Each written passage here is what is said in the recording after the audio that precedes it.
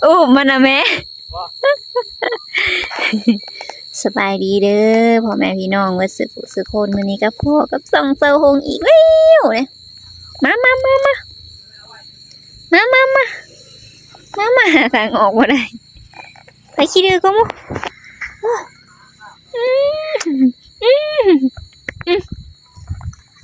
เฮ็ดยังมันเซาหงออกมาหน้าพี่น้องไอ้อ้วนไปค้นเขามาเนาะกับพ่อเพิ่นกำลังเสียวลงตะลดยิ้มบ่รอดละเมื่อยจุ่มเมื่อยแล้วค่ะนะ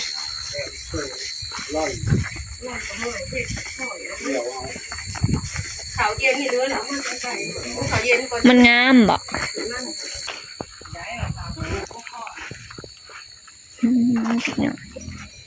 สิไปถ่ายอันนั้นให้เบิ่งถ่ายเขาให้เบิ่งมันสูงว่าสั่นให้หน้าให้ใหญ่เนาะโอ้บลมกะเย็นหนาว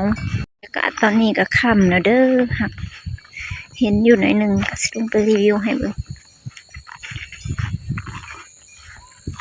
เขาสูงพ่อกับแม่ตัดเขาเห็ดนาผู้เฒ่าเห็ดนาพี่น้องจมมาเมื่อยโอ้ย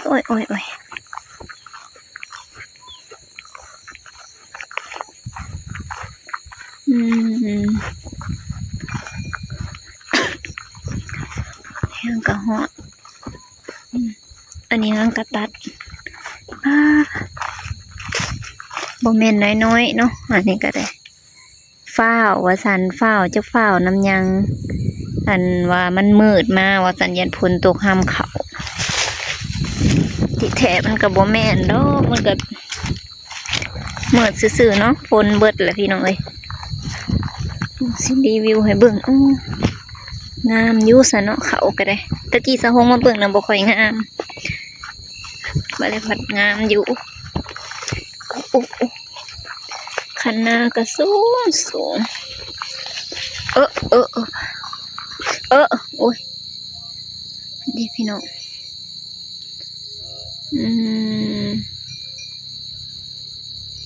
อันนี้กระเติบหนึ่งได้โมเมนต์ว่าน้อยๆถ่ายกล้องหลังมันก็บ่ค่อยแจ้ง3-5กันว่าสะโพกก็บ่ได้มารีวิวเขาได้มารีวิวให้เบิ่งแบบนี้ปกติถ่ายแต่ขามันได้ตัดพี่น้องให้น้าบ่าวมาซอยให้น้าบ่าวมาตัดซอยนี่ให้บ้าไงบอนมันงามมันก็งามบอนมาลองฟองแผ่งกับมาลองฟองแผ่ง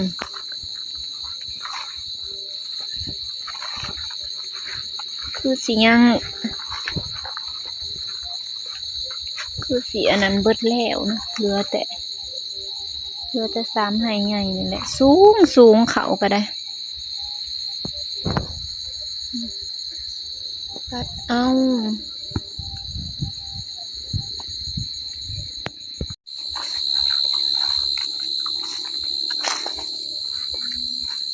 สูงมันตัดยากโอ้ยตัวซุกแน่บอแน่แต่ก็ฮุบใส่กันเบิดเลยโอ้น้ำบึงน้ำโอ้ก็น้ำทางหลังนี่จ้ะน้ำมาเรียรอบึงความมันงามน้ำอยู่คันบนเป็นเขาได้พี่น้องน้ำเขาได้ทั้งกะยังตัวนั้นเนาะยังดอนนั่นก็คือสีเบิร์ดบ่เลยจังเดี๋ยวไปทำบรรยากาศอยู่ตรงหน้ายามหนาวและโอ้ไปเมื่อนี่ค่ะมารีวิวเขาให้เบิ่งอันนี้ก็ตัดพี่น้องโอ้ยาวเหยียดมากตัดคือกันใส่แห้งคนนี่บ่ไหวตัดเอาไปยังพอแห้งแหละโง่คนเขาเปิดเพลง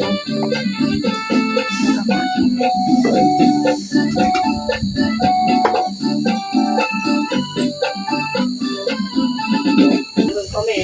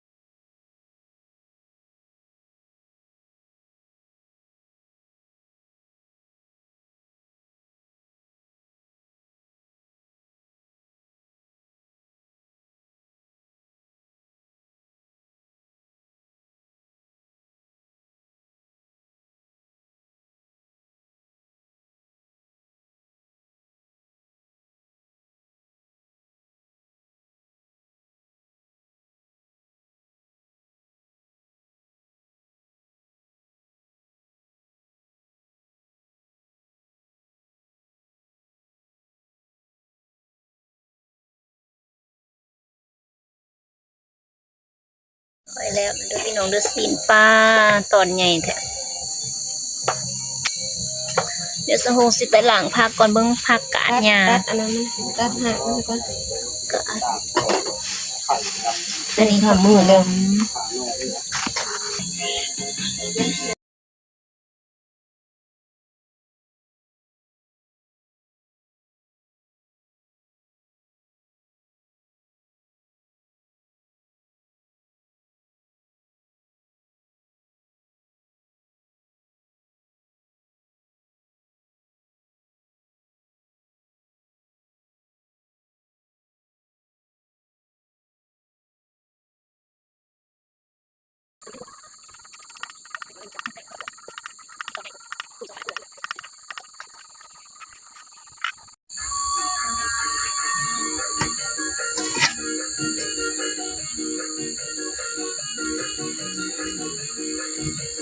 ยานใส่หมอนกินเลย ลูกขาวบ่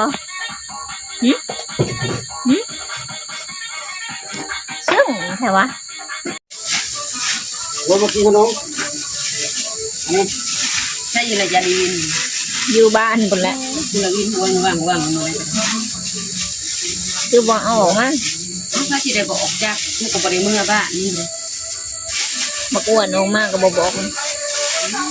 มุกเขียด นี่ ยิงข่าวแล้วพี่น้า ว่า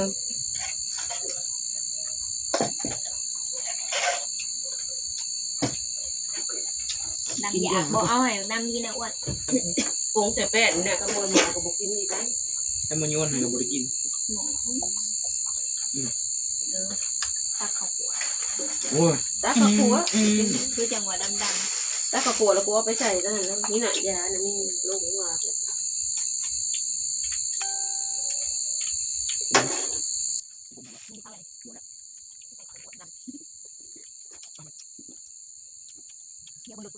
ไปแล้ว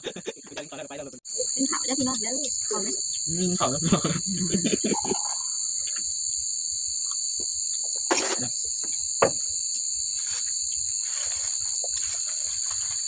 อยากจะพอกมาตุนแม่นบ่